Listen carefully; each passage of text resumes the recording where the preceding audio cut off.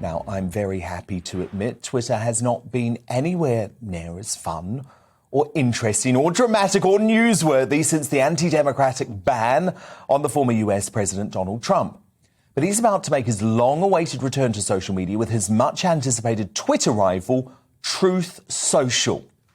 His first post is a real tease. He wrote, "Get ready, your favourite president will see you soon."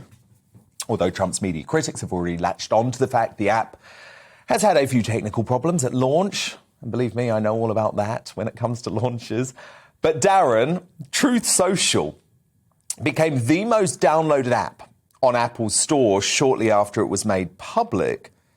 So it looks like this could be a big hit, right?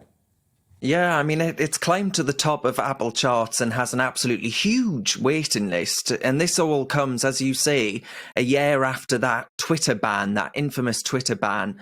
And let's not forget, Dan, that when it comes to Trump and Twitter, Trump actually put Twitter on the map. Without Donald J. Trump actually setting the agenda via that platform, I don't think Twitter would have enjoyed as much success as it has over recent years. But this Truth Social is the Trump Media and Technology Group actually fighting back against what it sees as a pervasive left-wing bias. It's basically, Dan, as if the BBC were the guardians of online speech, right? That's what being on social media feels like these days. And I actually make accounts on all of these new platforms because I never know if I'm going to be kicked off for, I don't know, saying I believe in biological sex or something like that. Do you know, Dan, I was listening to your conversation with Zuby there about the madness of the COVID restrictions that we've all endured over the past 2 years or so. And actually, it got me thinking about the fact that Zuby, for saying what he said about COVID lockdowns and about public health guidance and all these things, he might be kicked off one of these platforms for spreading so-called disinformation, right? For having a dissenting view, for actually making an argument against what is the COVID consensus. Well, Darren, remember near the start of the pandemic when folk like me were questioning China's role and whether this virus actually came from a lab leak in Wuhan, which I'm now convinced it did. But at the time, when I posted about this on my Facebook account, it was branded misinformation. So I think you're right. The social media companies need to be challenged. Also, Darren, just from a very basic point of view, I actually want to hear from Donald Trump. I think he's an important voice. I want to know what he thinks about what's going on with Putin at the moment. I want to know what he thinks about what's going on with Xi Jinping and China at the moment. And because of the social media ban, he has lost that platform. And whether you agree with him, whether you like him, whether you think he was the best president ever, when you think he was the worst president ever, I believe the world needs to hear from him at the moment. So at the very least, what I'm happy about Truth Social is that his posts will be able to be shown on there, and then we can pick up on them and we can talk about them and we can dissect them.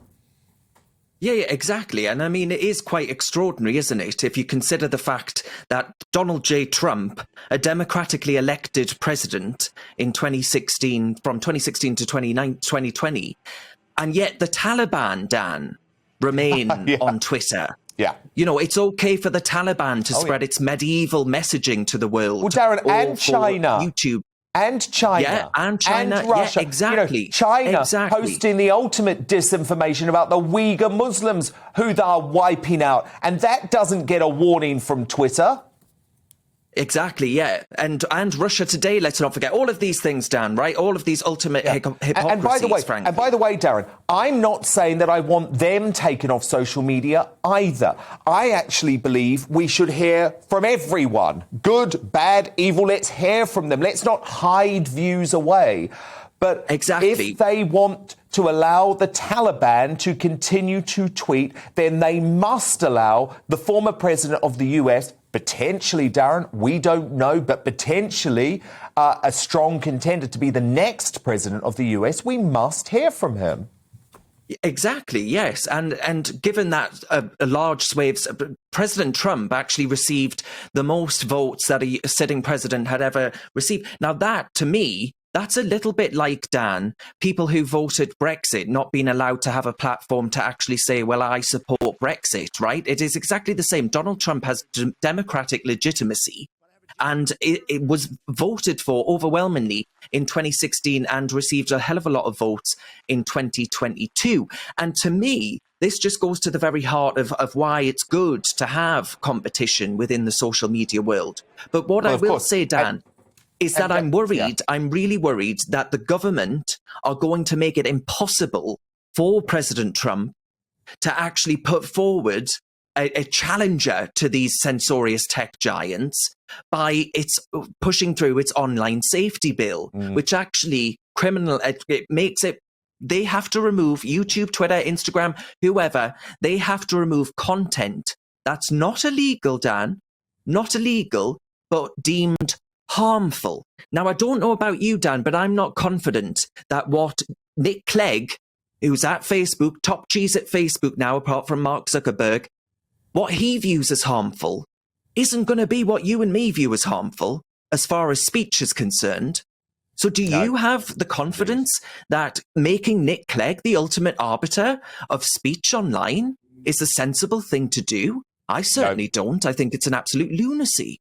It's very worrying. It's very worrying. But look, I think at least this platform gives a voice to Donald Trump, and then we can see where it goes. Exactly. Darren Grimes, thank you so much.